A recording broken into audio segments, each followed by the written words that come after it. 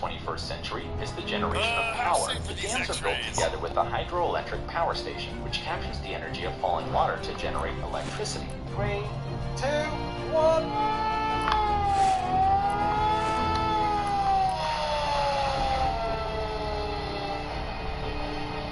The dam has to be very high so that the difference in water level before and after the barrier is as large as possible. After reaching the dam, the collected water passes through the locks in its wall and falls down. It passes through the huge blades of hydraulic turbines, and those, in turn, power electric generators. Unstable or erosion-prone soil makes building a dam very dangerous. It increases the risks of dam failure. Silty ground or peatlands are unfit for dam construction, but people build dams there anyway, like the ones in the USA, China, and even Switzerland. And although specialists usually design an enhanced flood prevention system, flood risks are still real. What are the largest dams in the world and where can you find them? Let's find out. There are many dams in China. For example, the Chinese arch dam Jiawan, which is considered one of the highest in the world. Its height is 292 meters, and the construction cost the Chinese government $4 billion.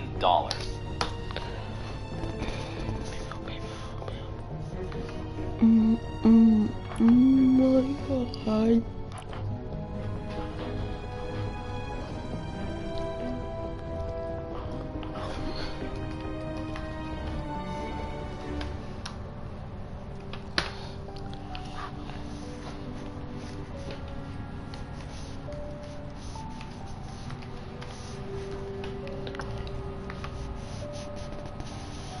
What?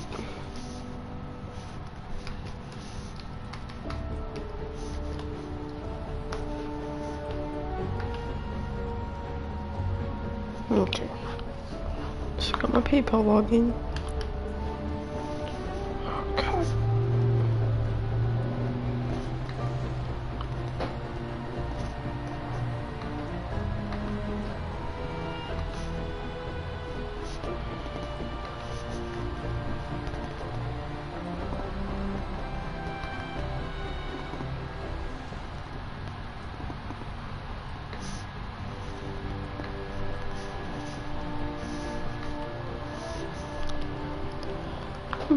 Someone's doing my stream right now.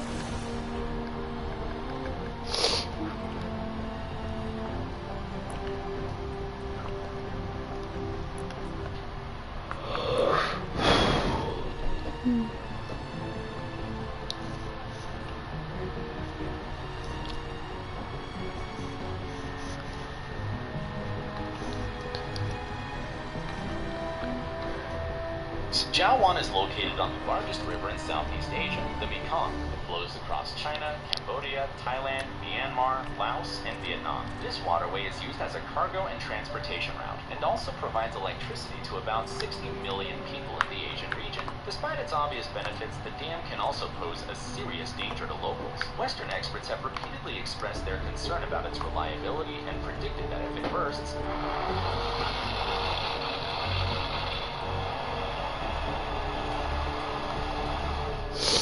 agricultural losses could reach an incredible scale. This dam, like most of the large ones, is also part of the hydro power station. It's located in Tajikistan and supplies energy to more than 7 million.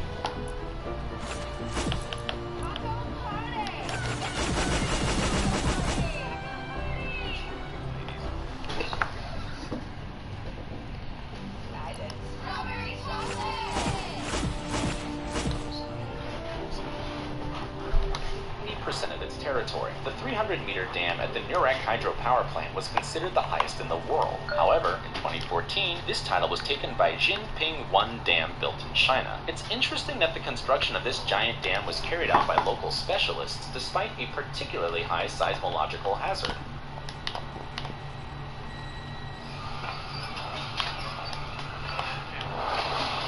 In other words, the risks of earthquakes in this area are so great that engineers faced the challenging task to build an extremely durable structure. It was supposed to withstand not only tremors, but also the consequences of the earthquake, like landslides and flooding.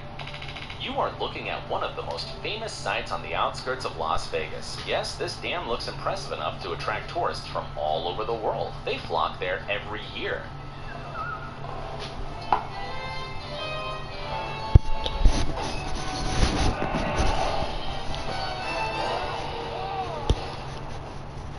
mostly because it isn't like any other dam out there. Just look at the design turrets rising seamlessly from the dam's face. Hoover Dam stands in the downstream reaches of the Colorado River and is 221 meters high. The dam played a major role in the development of the American Southwest states in the 1930s. However, the construction resulted in many deaths. Some of the building works were carried out in the tunnels, where the workers suffered from carbon monoxide poisoning. This left many men physically disabled for the rest of their lives, and 96 of them died at the dam site.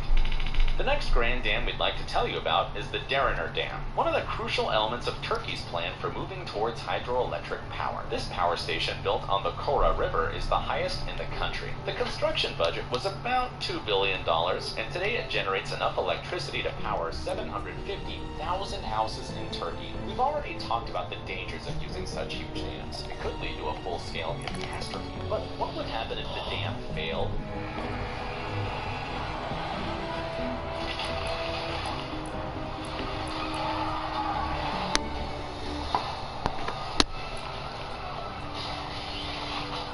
Unfortunately, it happened many times throughout the history of mankind. This hydroelectric power station on a small mountain river, Vajont in Italy, was designed in the 1920s, but completed much later. The construction of the 262-meter-high dam was finished in 1957, and 2 years later, the filling of the reservoir began. This reservoir would later become the cause of deaths of 2,500 local people. The problems began because the construction site was located on the Monte Toc Mountain, infamous for its history of landslides. That was the reason the locals were against building the dam.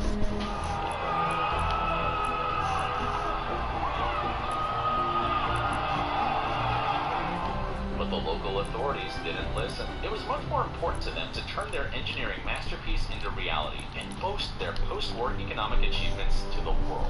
By 1960, the water level in the reservoir reached 190 meters, all because of landslide debris that fell right into it. In autumn 1963, the water level reached critical values. 25 meters more and the dam would be overtopped. That's exactly what happened on October 9th, 1963. About 160 million cubic meters of forest, earth.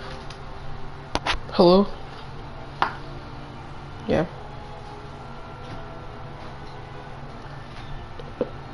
Yeah, I do want guns.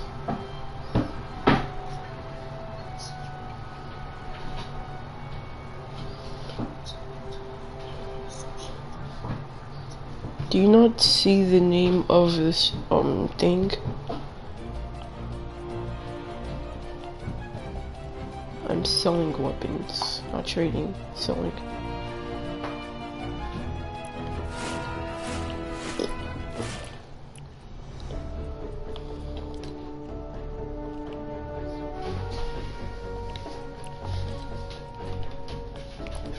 Do you want any weapons?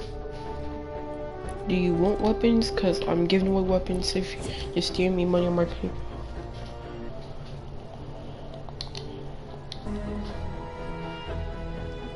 Did you even read the top name of the stream? What'd you say?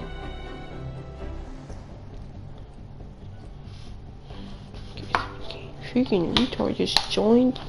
Doesn't even know what's going on. A huge wave resulting from the landslide swallowed Longarone and several villages, killing around 2,000 people as a result. The miracle itself wasn't damaged.